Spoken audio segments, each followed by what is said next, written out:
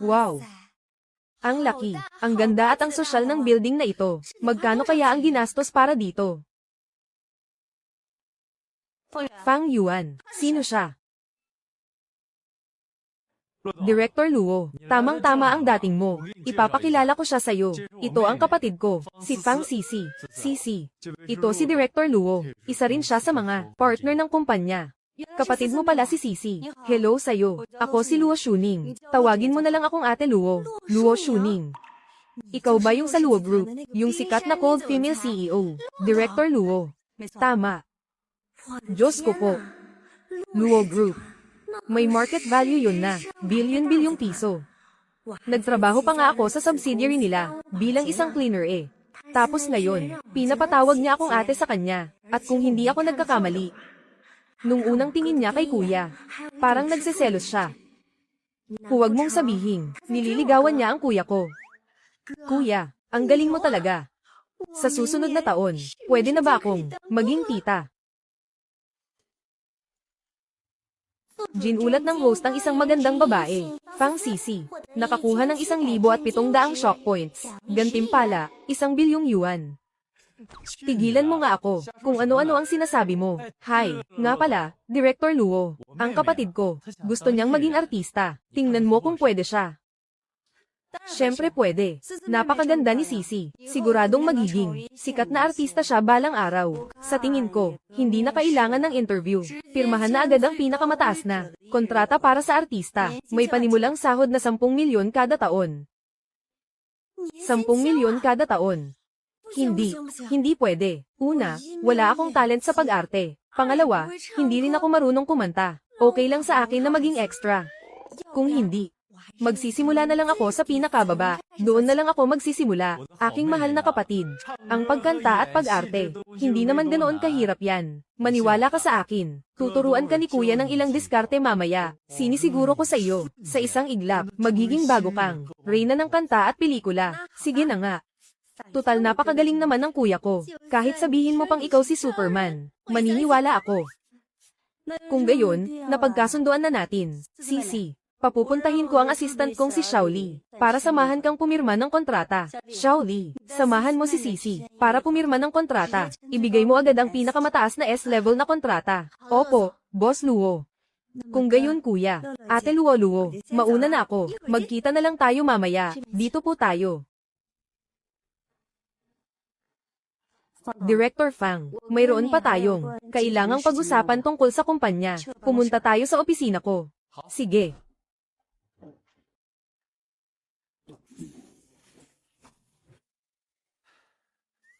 Director Luo, ano ba yon?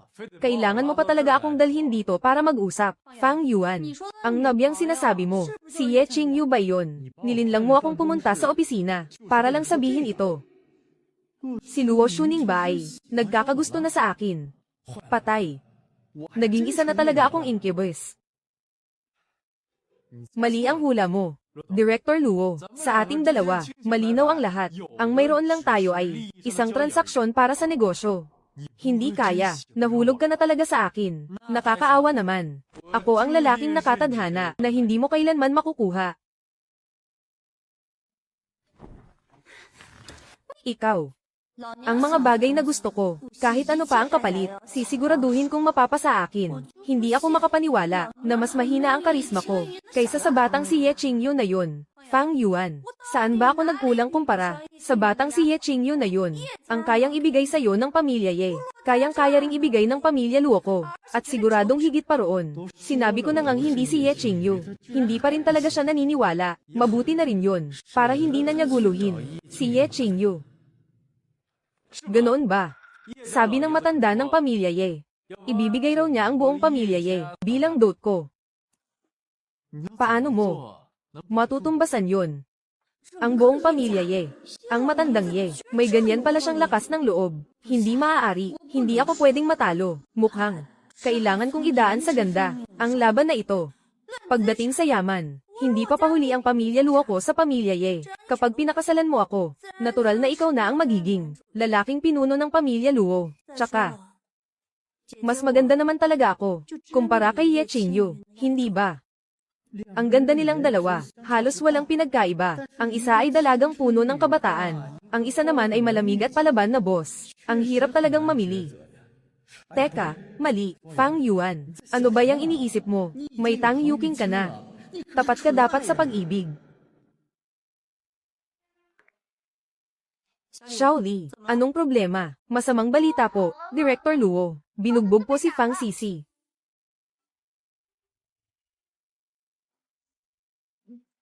Miss Fang, pumirma na lang po kayo rito. Teka lang. Shaoli, anong ginagawa mo? Maling kontrata ang kinuha mo. Ito ang pinakamataas na S-level na kontrata ng kumpanya natin. Baguhan lang ang batang yan, di ba? Walang proyekto, walang pangalan. Swerte na nga siyang maging extra eh.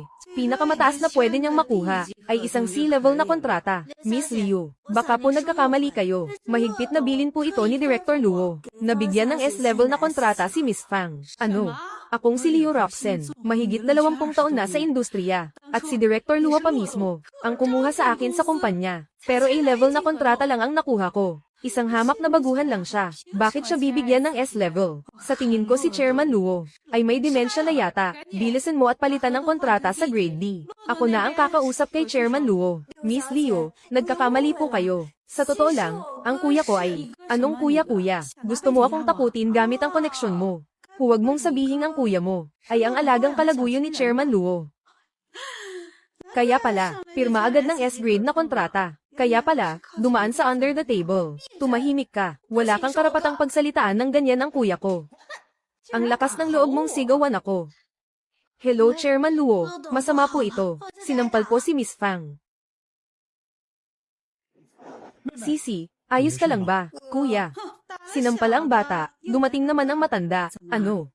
Gusto mong turuan ako ng leksyon ng kuya mo, Liu Roxen, dating sikat na artista. Kalaunan dahil tumatanda na at kumukupas ang ganda, kaya nagtago na lang sa likod ng camera. Miss Leo, isa po itong hindi pagkakaunawaan. Si Boss Fang ang sa Tianyuan Media, pinakamalaking shareholder, at si Miss Fang ay kapatid niya, kaya siya direktang pumirma ng S-grade. Ang mga proyekto niya ay hiwalay na nakalaan. Wala siyang kaga o kakumpetensya dito. Wala akong pakialam. Ang baguhan ay dapat umasal, na parang baguhan. Ngayon ang lakas ng loob niyang pumirma ng S-grade na kontrata. Bukas baka tapakan na niya ang ulo ko. Fang Yuan, kumalma ka muna. Si Liu Roxen ay espesyal kong inimbita para mag-train ng mga baguhan sa kumpanya. Kulang ang mga koneksyon sa showbiz ngayon. Mahirap nang makahanap ng kasing galing niya. Para sa ikabubuti ng Tianyuan Media, pagpasensyahan mo na muna siya. Kuya, ayos lang ako. Kapag naging matatag na ang kumpanya, tsaka na natin siya balikan. Mabuti naman at alam nyo ang lugar nyo. Humingi siya ng tawad sa akin. Tapos palitan ng kontrata sa grade D. At palalampasin ko ang nangyari ngayon. Isang matandang tiyahin na hindi man lang umabot sa 90. Ang ganda. Gusto pang humingi ng tawad ang kapatid ko sa'yo. Nagpapatawa ka ba? Dito sa pisnging ito mo siya sinampal, di ba? Tama ba ang tinamaan ko? Ang lakas ng loob mong sampalan ako. 20 taon na ako sa industriya. Ikaw pa lang ang nangahas na manampal sa akin. Ikaw talaga ang sasampalin ko. Wala kang kwenta. Huwag kang magmagaling sa harapan ko dahil lang matanda ka na. Marunong ka lang magturo ng ilang kanta. At umarte ng konti. Feeling mo kung sino ka na. Miss Liu, isa po itong hindi pagkakaunawaan. Makinig po kayo sa akin. Lumayo ka. Mabuti. Napaka-mabuti. Alam niyo ba kung bakit? Napakaraming kumpanya sa mundo ang tuluyang bumabagsak dahil iyon sa mga katulad ninyong mga tandang puro nepotismo ang pinapairal. Ano? Akala mo ba madali lang ang kumanta at umarte? Kung wala ako, tingnan ko lang kung paano ang kumpanya nyo makakapagsanay ng magagaling na baguhan.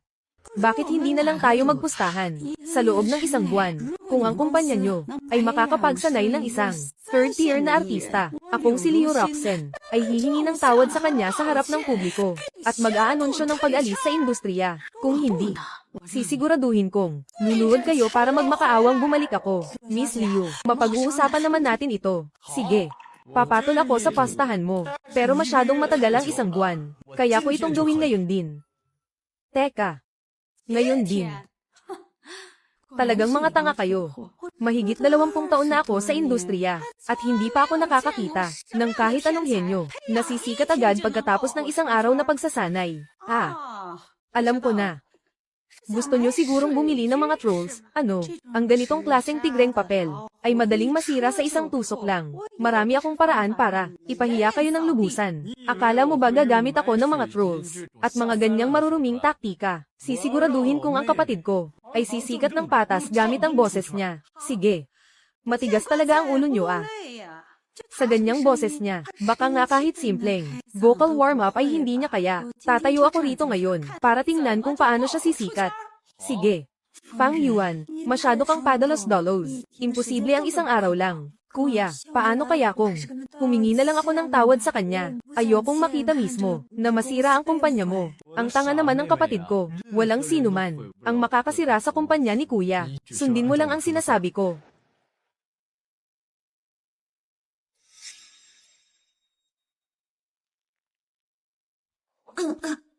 Kuya, anong ginawa mo sa akin ngayon lang?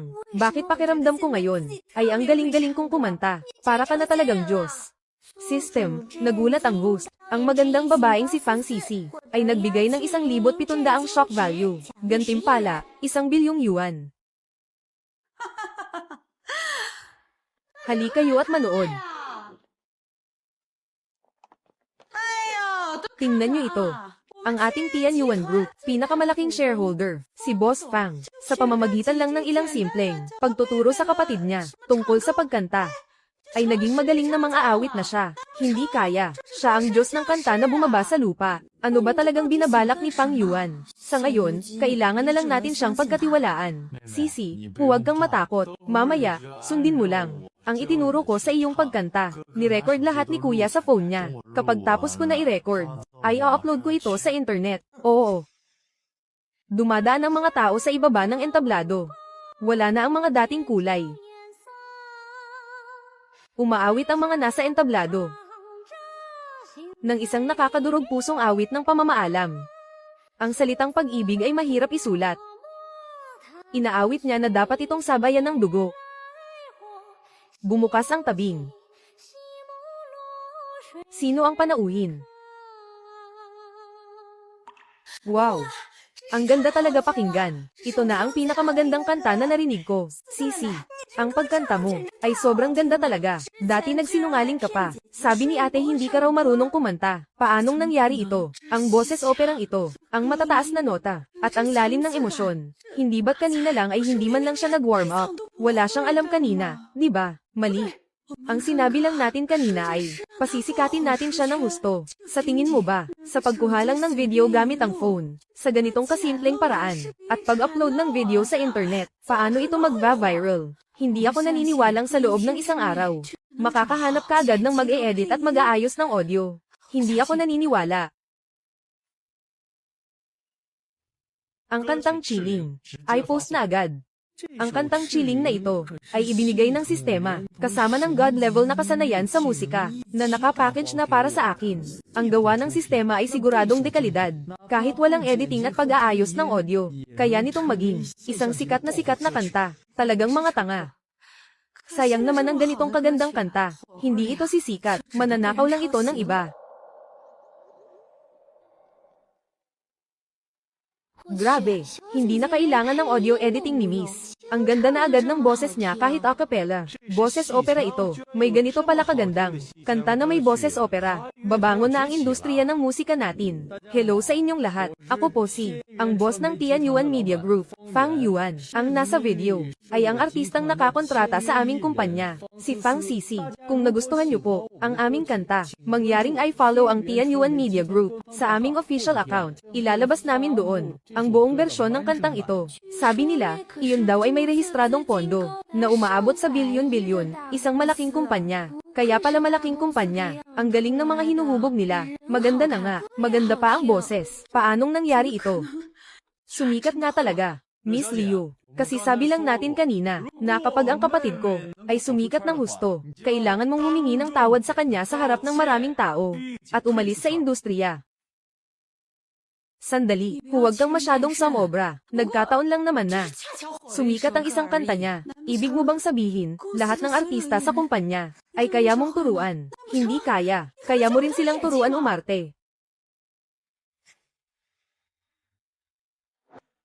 Miss Liu, yung pastahan natin kanina, ang CCTV ng kumpanya, ay nai-record ang lahat. Kung hindi mo tutuperin ang pangako mo, ay papasko ito sa internet, para masira ang reputasyon mo. Huwag.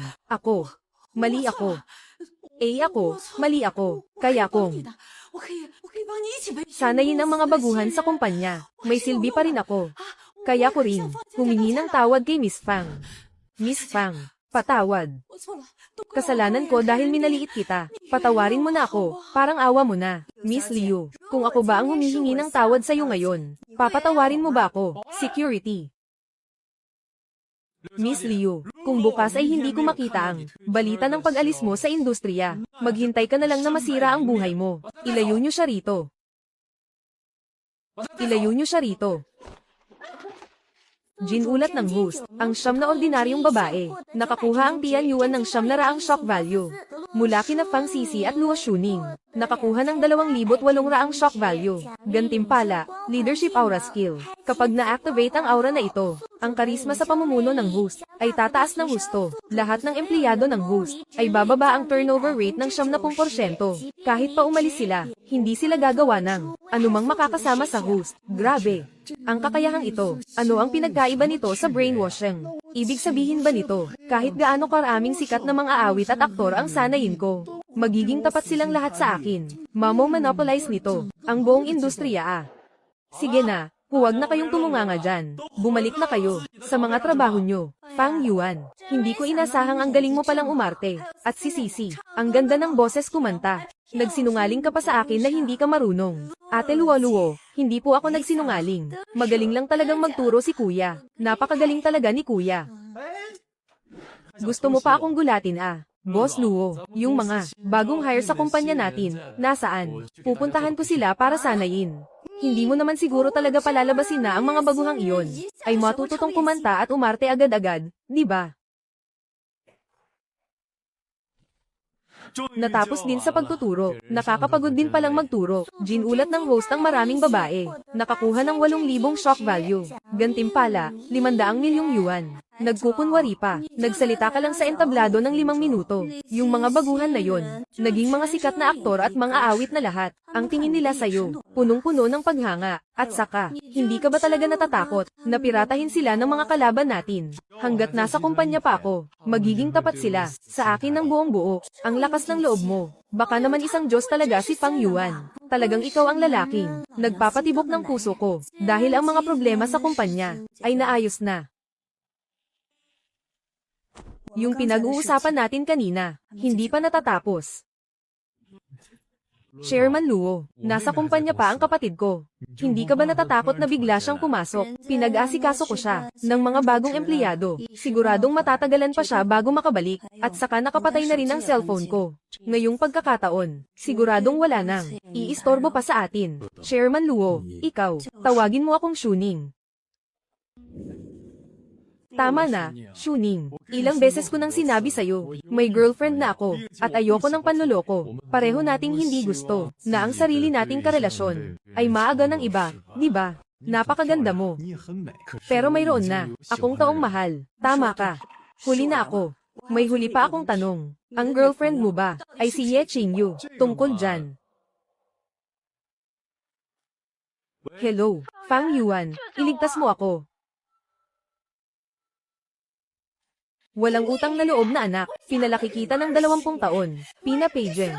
Personal na sekretarya ka lang ni Boss Zhu. Anong masama doon?